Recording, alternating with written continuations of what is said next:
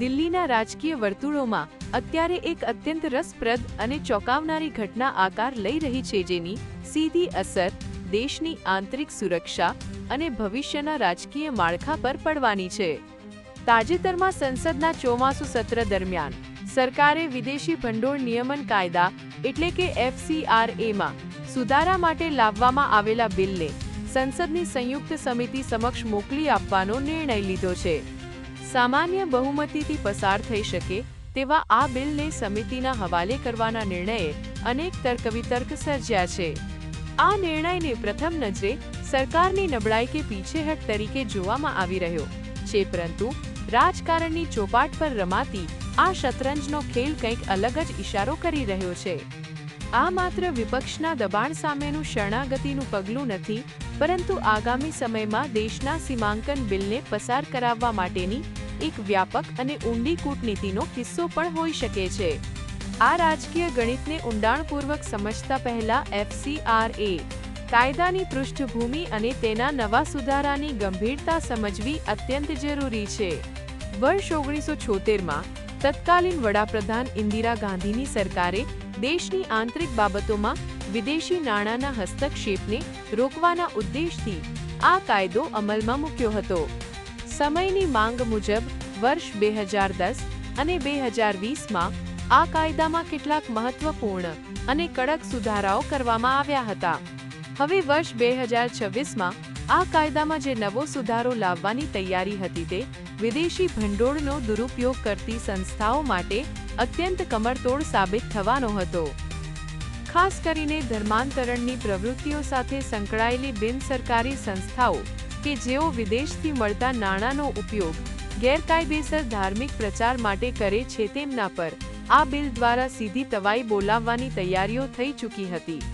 આ નવા સુધારાની જોગવાઈઓ અત્યંત આકરી હતી, જે મુજબ જો કોઈ સંસ્થા કે ટ્રસ્ટ કાયદાનું ઉલ્લંઘન કરતું ઝડપાય તો માત્ર તેમનું લાયસન્સ જ રદ થવાનું ન હતું, પરંતુ તેમની તમામ મિલકતો અને સંપત્તિઓ પર સરકારનો સીધો કબજો જમાવવાની વ્યવસ્થા ગોઠવાઈ રહી હતી।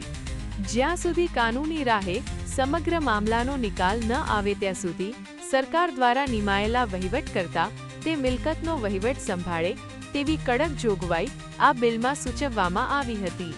સ્વાભાવિક છે કે આવા કડક કાયદાને કારણે દેશમાં વિદેશી ફંડિંગ મેળવતી અનેક સંસ્થાઓ, અમુક ધાર્મિક સંગઠનો અને ખાસ કરીને ઉત્તર પૂર્વના રાજ્યોમાં ભારે બેચેનીનો માહોલ જોવા મળી રહ્યો હતો।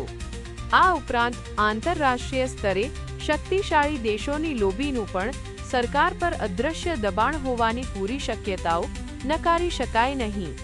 સૌથી મોટો પ્રશ્ન એ છે કે શું શાસક પક્ષ પાસે આ બિલ પસાર કરાવવા માટે પૂરતું સંખ્યાબળ ન હતું? સંસદીય ગણિત પર નજર કરીએ તો આ કોઈ બંધારણીય સુધારા બિલ ન હતું જેને પસાર કરવા માટે 2/3 બહુમતીની જરૂર પડે। આ માત્ર એક સામાન્ય બિલ હતું જેને કાયદો બનાવવા માટે લોકસભાના 540 સાંસદોમાંથી માત્ર 270 સાંસદોના સમર્થનની આવશ્યકતા હતી। વર્તમાન પરિસ્થિતિમાં સરકાર પાસે 315 જેટલા સાંસદોનું સ્પષ્ટ સંખ્યાબળ ઉપલબ્ધ છે। આંકડાકીય દૃષ્ટિએ સરકાર માટે આ બિલ સીધું પસાર કરાવવું ડાબા હાથનો ખેલ હતો। આમ છતાં સરકારે તેને 31 સભ્યોની સંયુક્ત સંસદીય સમિતિ પાસે મોકલી આપવાનું મુનાસિબ માન્યું, જેમાં લોકસભાના 21 અને રાજ્યસભાના 10 સભ્યો હશે। ભૂતકાળમાં વકફ બિલના કિસ્સામાં પણ આવું જ જોવા મળ્યું હતું, જ્યાં સમિતિ પાસે બિલ ગયા પછી વિપક્ષના મોટાભાગના સૂચનો વ્યાવહારિક રીતે સ્વીકારવામાં આવ્યા ન હતા અને બિલ મૂળ સ્વરૂપે જ પસાર થઈ ગયું હતું। વર્ષ 2024ની સામાન્ય ચૂંટણીઓના પરિણામોએ સ્પષ્ટ કરી દીધું હતું કે શાસક પક્ષને પોતાના દમ પર સ્પષ્ટ બહુમતી ન મળતા ગઠબંધન પર આધાર રાખવો પડશે। આ સંજોગોમાં સરકારના નિર્ણયોમાં અગાઉના વર્ષો જેવી આક્રમકતા જોવા નહીં મળે તે નિશ્ચિત હતું। FCRA બિલને JPC સમક્ષ મોકલવાના નિર્ણયને ઘણા રાજકીય સમીક્ષકો સરકારની મજબૂરી કે ગઠબંધન ધર્મનું પરિણામ માની રહ્યા છે। જો કે દિલ્હીના સત્તા વર્તુળોમાં જે દેખાય છે તે જ હંમેશા સત્ય હોતું નથી। કઠોર વલણ અપનાવવાને બદલે સરકારે અહીં એક પ્રકારની લવચિકતા દાખવી છે। આ નરમાશ કોઈ ડરના કારણે નહીં, પરંતુ કદાચ એક બહુ મોટા લક્ષ્યની પ્રાપ્તિ માટે અપનાવવામાં આવી છે. સંસદીય લોકશાહીમાં ક્યારેક એક ડગલું પાછળ હટવું એ ભવિષ્યમાં લાંબી છલાંગ લગાવવાની પૂર્વ તૈયારી હોઈ શકે છે. અહીં જ આ સમગ્ર ઘટનાક્રમનું બીજું અને સૌથી મહત્વનું પાસું ખુલે છે, જે છે દેશનું સીમાંકન બિલ. આગામી સમયમાં દેશભરમાં સંસદીય મત વિસ્તારોની પુનઃરચના કરવા માટે સીમાંકન બિલ લાવવાની ચર્ચાઓ જોરશોરથી ચાલી રહી છે. સીમાંકન બિલ એ કોઈ સામાન્ય કાયદો નથી, પરંતુ તે એક બંધારણીય સુધારો છે. તેને ગૃહમાં પસાર કરાવવા માટે સરકારને સંસદમાં હાજર અને મતદાન કરતા સભ્યોમાંથી 2/3 એટલે કે અંદાજે 360 સાંસદોના મજબૂત સમર્થનની જરૂર પડશે. સરકાર પાસે સામાન્ય બહુમતી તો છે, પરંતુ આ જાદુઈ આંકડો પાર કરવા માટે તેને અન્ય પ્રાદેશિક પક્ષો, ગઠબંધનના નારાજ સાથીદારો અને કદાચ વિપક્ષના કેટલાક સાંસદોના પરોક્ષ સહકારની તાતી જરૂર પડવાની છે. મહારાષ્ટ્રમાં કેટલાક પ્રાદેશિક જૂથો હોય કે દક્ષિણ ભારતના રાજકીય પક્ષો હોય, તમામનું વલણ સીમાંકન બિલનું ભવિષ્ય નક્કી કરશે.